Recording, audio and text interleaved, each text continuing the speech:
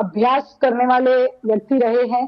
तो इसीलिए मैं कह रही हूँ कि अभी जो आंकड़े सामने आए हैं उसका अगर हम बूथ का विश्लेषण निकालेंगे तब हमें पता चलेगा कि एग्जैक्टली क्या हुआ है, कहाँ पर और किस जगह पर उनको कम वोट्स मिले। अच्छा, लेकिन अगर मुंबई की बात करूं तो कुछ आंकड़े हमारे पास आए हैं। मुंबई में ये दिख रहा है कि जो वोट शेयर है भारतीय जनता पार्टी के पास 34% आया है, शिवसेना का 20% है। कुल मिलाकर देखा जाए तो वो 54% है, जिसने बाकायदा यूबीटी और मनसे को इतना मार्जिनलाइज कर दिया। आरती जी जी जी जी, मैं आपको बताना चाहती हूँ कि भारतीय जनता पार्टी इन्होंने अपनी जो सिद्धता है वो 2017 में ही दिखा दी थी। 2017 में जब हम अलग अलग लड़े थे तो भारतीय जनता पार्टी और उद्धव ठाकरे जी की तब की पूरी शिवसेना, उनमें खाली 2 सीटों का अंतर था। अगर भारतीय जनता पार्टी चाहती तो तभी भारतीय जनता पार्टी का बैठ सकता था। लेकिन जैसा कि तिवारी जी ने कहा कि भारतीय जनता पार्टी और शिवसेना की जो युति बनी है वो स्वर्गीय हिंदू हृदय सम्राट बाला साहब ठाकरे जी और अटल जी के विचारों की खाद बनी हुई है और उसी का सम्मान करते हुए 1:25 हो रहे हैं। आरती जी, जो दर्शक अभी अभी हमारे साथ जुड़े हैं उनको आज की ये बड़ी खबर बता देना चाहती हूँ। पहली मर्तबा होगा जब एशिया की सबसे अमीर नगर पालिका का जो मेयर है वो भारतीय जनता पार्टी प्लस शिंदे गुट से होने वाला है। कुल मिलाकर ये जो मैजिकल फिगर है उसे पार करते हुए महायुति दिखाई दे रही है। ऐतिहासिक पल है ये बीजेपी और एकनाथ शिंदे के लिए, क्योंकि पिछली बार 82 सीटें लाने वाली भारतीय जनता पार्टी अभी इस वक्त 95 से 96 सीट, मतलब सोचिए शिवसेना उस वक्त टूटी नहीं थी। शिवसेना एक थी, 84 शिवसेना के पास, 82 बीजेपी के पास थे, लेकिन उसके बाद 3 फाड़ शिवसेना के हुए। हालांकि उसे आप 2 फाड़ भी कहें तो समझ में आता है। एक तरफ उद्धव ठाकरे, दूसरी तरफ एकनाथ शिंदे। एकनाथ शिंदे ने बीजेपी का दामन थामा।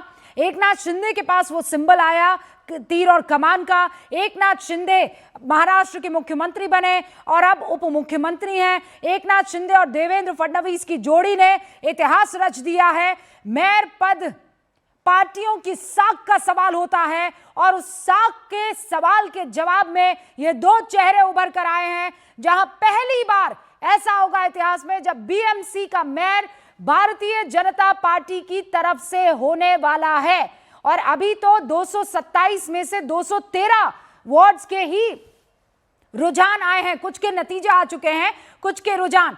अभी 96 सीटों पर बीजेपी है, शिवसेना 25 पर है, यूबीटी 57 पर और राज ठाकरे के खाते में 9 सीटें, अन्य 12 पर इस वक्त विजय प्राप्त किए हुए दिखाई दे रहे हैं। 29 में से 26 महानगर पालिका पर बीजेपी प्लस यानी महायुति काबिज हो चुकी है। यूबीटी के खाते में 1 महानगर पालिका, कांग्रेस के खाते में लातूर 1 महानगर पालिका, एनसीपी ने खाता नहीं खोला। महानगर पालिका के मसले पर बता रही हूँ, वार्ड्स तो उन्होंने बहुत सारे जीते हैं और अन्य के खाते में 1 महानगर पालिका आते हुए दिखाई दे रही है। लेकिन देश की आर्थिक राजधानी में जो प्रतिष्ठा रखता है बीएमसी का मेयर कौन, उसका जवाब अब 1:27 पर लगभग मिल चुका है। उसका जवाब है भारतीय जनता पार्टी का मेयर। वो जगह जहां कॉर्पोरेट फिल्म इंडस्ट्री निवेश के लिए अहम माने जाते हैं, महाराष्ट्र के साथ साथ देश की सियासत पर जो असर डालती है, वहां पर भारतीय जनता पार्टी ने अपना मेयर लगभग तय कर लिया है। लातूर में अब ये जो बड़ी बात है, बिग पिक्चर आपको बता देना चाहती हूं। ये बिग पिक्चर आपके सामने इस वक्त स्क्रीन पर दिखाई दे रही है।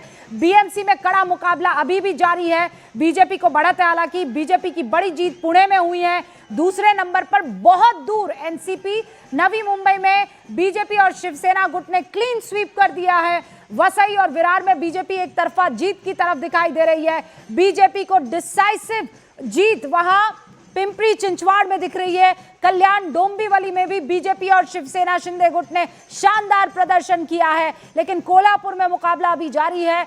दूसरी तरफ अगर आप लातूर की बात करें तो कांग्रेस का दमदार प्रदर्शन रहा है। जो देवेंद्र फडणवीस न्यूज 18 इंडिया को कह रहे थे ना कि हम लोग 29 में से 27 जीत सकते हैं, वो 27 में जो 29 में जो 1 सीट जा रही थी, एक महानगर पालिका जारी थी वो लातूर की थी, और वही यहां पर कांग्रेस के लिए जश्न का सबब बनी हुई है।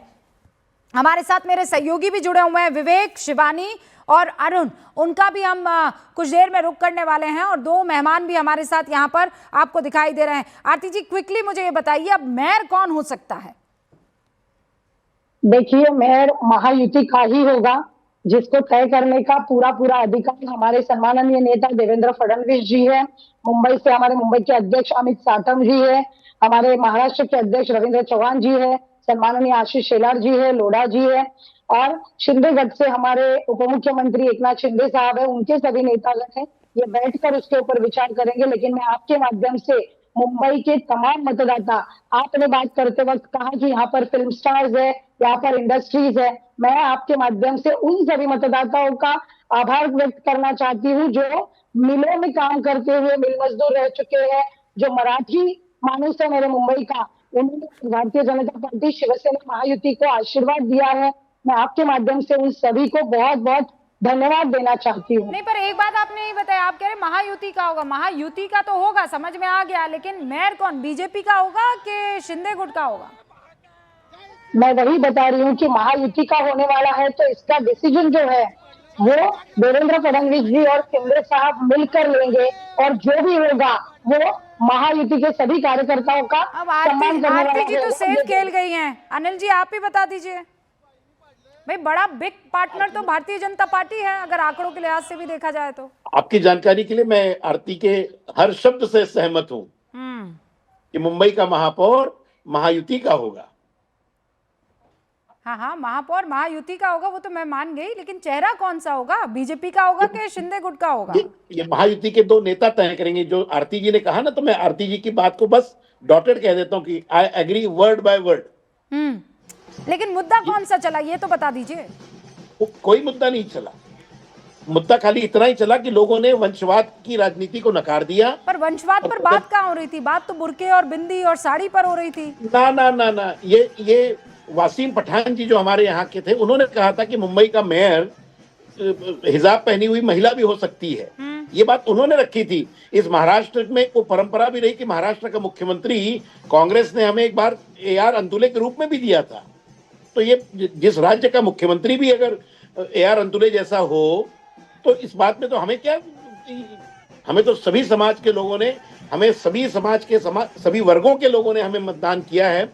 ये बात आरती ने कही, मैं मराठी में ये बात कहना चाहूंगा, क्योंकि मैं त्रिवेदी होने के नाते मैं मराठी में ये बात कहूंगा की ज्या ज्या मतदारांनी महायुतीच्या सर्व नगरसेवकांना निवडून देण्याचं काम केलं, त्यांच्या प्रति आम्ही आमचा आभार व्यक्त करतो, मनापासून आपले आभार आभार आणि आभार। आरती जी, फिर आप भी मराठी में बोली दीजिए, सुनने में बहुत खूबसूरत लगती है ये भाषा। अगदी अगदी मराठी भाषा आमचा मान आहे, अभिमान आहे, स्वाभिमान आहे।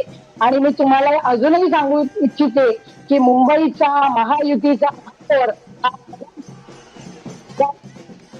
राष्ट्राची अस्मिता मराठी आहे, जिच्यापासून भारतीय जनता पार्टी कधीही वेगळी झाली नाही, शिंदे गट तर नाहीच नाही। त्यामुळे या मुद्द्यावर राजकारण करणाऱ्यांना ही मोठी। और ये देखिए, नीतीश राणे ने आपसे कुछ देर पहले ट्वीट किया है, जो हिंदू हित की बात करेगा वही महाराष्ट्र पर राज करेगा, जय श्री राम। ये नीतीश राणे का अब से कुछ देर पहले ट्वीट आया है। बार बार वो इस मसले पर, इस मुद्दे पर चुनाव लड़ने की, चुनाव जीतने की बात करते रहे हैं, और अब चुनाव जब जीत चुकी है बीजेपी और महायुति, तो वो ये ट्वीट कर रहे हैं, इनफैक्ट मतलब एक्स पर पोस्ट कर रहे हैं कि जो हिंदू हित की बात करेगा वही महाराष्ट्र पर राज करेगा। और फिर वो जय श्री राम 4 भगवा झंडे जो हैं उन्होंने इस बीच उसी पोस्ट में लहरा भी दिए हैं। नीतीश राणे के ये देखिए, बीजेपी के मंत्री हैं नीतीश राणे, जो ये बड़ा बयान दे रहे हैं, बयान बड़ा पोस्ट करके कि जो हिंदू हित की बात करेगा वही महाराष्ट्र पर राज करेगा। और वो राज अभी इस वक्त भारतीय जनता पार्टी और शिवसेना का होते हुए दिखाई दे रहा है। दोनों भाई, चाचा भतीजे, कहीं किसी की नहीं चल पाई। जनता ने भारतीय जनता पार्टी और शिवसेना शिंदे को चुना है। दोनों को न सिर्फ मुंबई, बृहन मुंबई म्युनिसिपल कॉरपोरेशन